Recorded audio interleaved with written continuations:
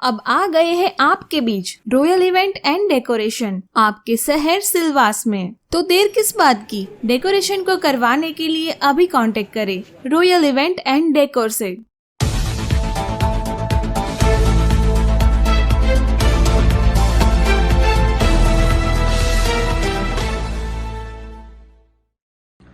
नमस्कार, मैं Hemant Mishra Silvassa news line में आप सभी दर्शकों का हार्दिक स्वागत करता हूं। बता दूं, इस वक्त मैं लवाचा विस्तार में पंडित त्रिलोकीनाथ जी के दफ्तर पर हूं, जहां पर लगातार सभी जो लोग हैं, चाहे वो धार्मिक लोग हों, चाहे राजनीति से जुड़े हुए लोग हैं, अलग अलग विस्तार से, अलग अलग प्रांत से, पूरे देश से लोग जो है वो यहाँ पर हमेशा किसी न किसी कार्य को लेकर पहुंचते रहते हैं।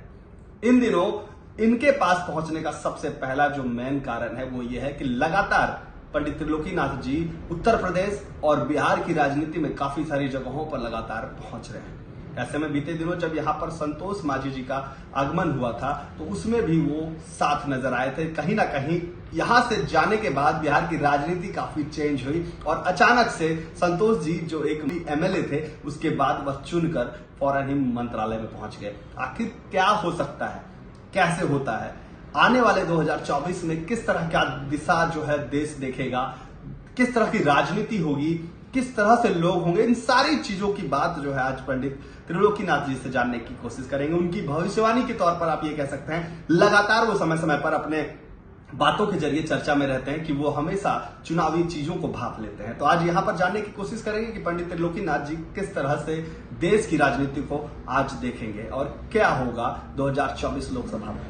पंडित जी, बहुत बहुत स्वागत है आपका। धन्यवाद। और पंडित जी, कहीं ना कहीं जब आप लगातार बात करते हैं, पिछली बार भी आपने धार्मिक चीजों पर जब हमारे साथ चर्चा की थी संतोष जी के आगमन के बाद, उसके बाद वो चीजें भी काफी सुर्खियों में रहा। और आज कहीं ना कहीं जब आप फिर एक बार हमारी आपसे मुलाकात हो रही है, तो मैं इसलिए आपसे चाहता हूं, सबसे पहले तो 2024 लोकसभा चुनाव आ रहा है, कैसे देखते हैं आप उसको? 2024 लोकसभा चुनाव में हेमंत जी, सबसे इम्पोर्टेंट विषय ये है कि भारत की जो राजनीतिक धरातल में है, तो राम मंदिर का जो मुद्दा था, वो राम मंदिर का मुद्दा भारतीय जनता पार्टी और सहयोगी लोगों ने मिलकर इसको पूर्ण किया और सभी धार्मिक लोगों को जो दिली इच्छा था वो पूर्ण हुआ। तो इससे आप ये समझ लीजिए कि 2024 में मोदी जी का आना निश्चिंत है और लगभग 370 से 380 सीट के बीच में एनडीए गठबंधन काफी ये परिपूर्ण रूप से पुख्ता हो चुका है। 2024 में एनडीए को कोई हरा। पंडित जी, मैंने जिस तरह से आपको एक बात बताई कि जैसे आपने सुना होगा, मैंने अभी जनता से ये बातें बताई कि पिछले दिनों प्रदेश में अचानक से हम पार्टी के जो मुखिया हैं उनका आगमन यहाँ पर होता है, आप लोग यहाँ पर आते हैं, स्थानीय विस्तार में भ्रमण करते हैं, उसके बाद अचानक से कुछ प्लानिंग होती है आप लोगों की और आप लोग सीधा बिहार चले जाते हैं। वहां जाने के बाद तमाम नेशनल मीडिया पर सुर्खियों में आ जाते हैं आप लोग की भाई आज जो है सरकार जो बदल रही है, और बदलते के बाद जो है देखते ही जो है मांझी जी वो फॉरेन मिनिस्ट्री में पहुंच जाते हैं, अचानक से मिनिस्ट्री पर आ जाते हैं। क्या कहेंगे इस पर? 18 जनवरी को राष्ट्रीय कार्यकारिणी हम की मीटिंग थी दिल्ली कॉन्फ्रेंस क्लब में। वहां पे मीटिंग में जितना मांझी जी ने ऑलरेडी प्रेस को बता दिया था कि 10 दिन के अंदर सरकार में बहुत बड़ा बदलाव होने वाला है जी। और ठीक 10 दिन के बाद 28 तारीख को नीतीश जी एनडीए को ज्वाइन की और एनडीए ज्वाइन करने के बाद में एनडीए का एक घटक दल है हमारा हम पार्टी जी। तो मोदी जी का पूर्ण रूप से समर्थन के साथ में उन्होंने कहा गया कि आप नीतीश जी को सपोर्ट करें जी। तो जब नीतीश जी को हम लोगों ने सपोर्ट किया तो उसके उसमें संतोष जी एमएलए नहीं एमएलसी हैं। अच्छा। और संतोष जी को यहाँ पे उनको मंत्री पद दिया गया है, कैबिनेट मिनिस्टर के पद उनको दिया गया है। आगे उनको SC/ST का पूरा डिपार्टमेंट वगैरह मिला है। अच्छा। और आने वाले दिनों में 2 से 4 दिन में ही आपको पता लगेगा जीतन राम मांझी जी राज्यसभा जी। मतलब आने वाले दिनों में जो 4 दिन या 5 दिन बाद, यानी अगले हफ्ते की बात आप बता रहे हैं कि अगले हफ्ते में भी एक बड़ा जो है जीतन राम मांझी को राज्यसभा भेजा जा रहा है और केंद्र में उनकी भागीदारी आपको देखने को मिलेगा।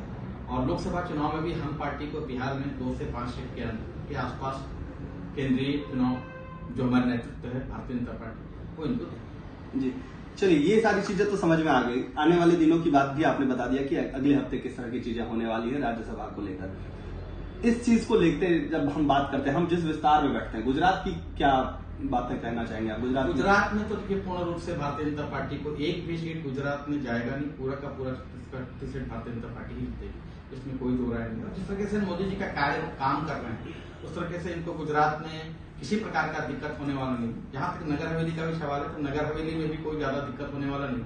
अब कैंडिडेट पे डिपेंड करता है कि कैंडिडेट किस प्रकार का यहाँ दिखते हैं जी। अगर पूर्व सांसद नट्टू पटेल को अगर बीजेपी वापस कैंडिडेट बनाती है तो जीतने के चांसेस काफी बढ़ जाएंगे जी। बाकी फिर अगर कोई दूसरा आता है तो भी लड़ाई में तो बीजेपी है यहाँ बीजेपी के संगठन बीजेपी और डेलकर परिवार में यहाँ लड़ाई होगा बाकी कोई यहाँ है तो कुछ दिनों पहले ये भी चर्चा जोरों में आ गई थी कि डेलकर परिवार भी कुछ दिनों में भाजपा में शामिल हो सकते हैं। ये बातें काफी तेज हो रखी है प्रदेश में। ये तो अपवाद है अपवाद पे टिप्पणी करना उचित नहीं ऐसे मुझे नहीं लगता कि डेलकर परिवार को बीजेपी की कोई जरूरत है या बीजेपी को डेलकर परिवार की कोई जरूरत है नहीं, दोनों जगह पर दोनों अपने अपने जगह पर प्रॉपर है।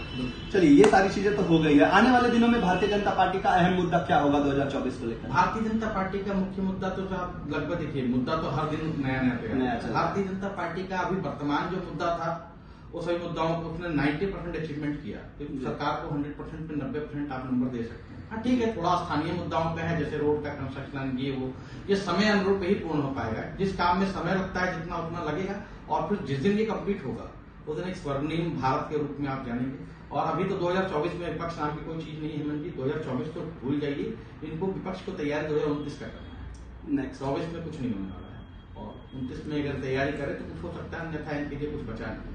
चलिए हम पार्टी से कहीं ना कहीं आप ताल्लुक रखते हैं तो क्या प्रदेश में भाजपा को जिताने के लिए हम पार्टी का भी अहम रोल नजर आने वाला है? बिल्कुल हम पार्टी के जो भी कार्यकर्ता हैं वो भारतीय जनता पार्टी के लिए पूर्ण रूप से कार्य करेंगे। एनडीए के गठबंधन है एनडीए हमारा जो जहां भी एनडीए का उम्मीदवार रहेगा उसका हम समर्थन करेंगे। भारत के हर कोने में हम एनडीए के उम्मीदवार का समर्थन के लिए अपना प्रचार अभियान चालू रखेंगे। तो ये थे पंडित त्रिलोकीनाथ जी जिन्होंने बताया कि आखिर किस तरह से 2024 में भारत के अलग अलग हिस्सों में किस तरह का कार्य होने जा रहा है।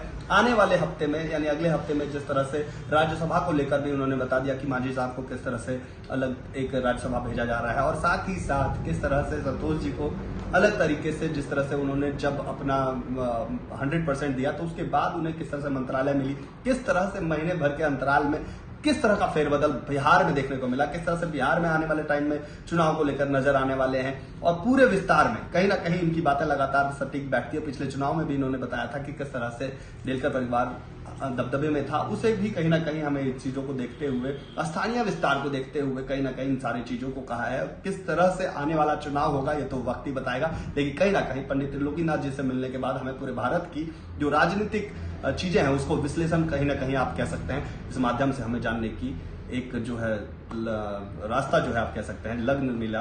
कहीं ना कहीं ये सारी चीजें आने वाले 2024 को एक तरफ बताता है कि एनडीए कहीं ना कहीं भारी मतों से भारी संख्या से अपना सरकार बनाएगी। फिर मिलेंगे अगले खबर में, तब तक ले जय हिंद, जय सिलवासा।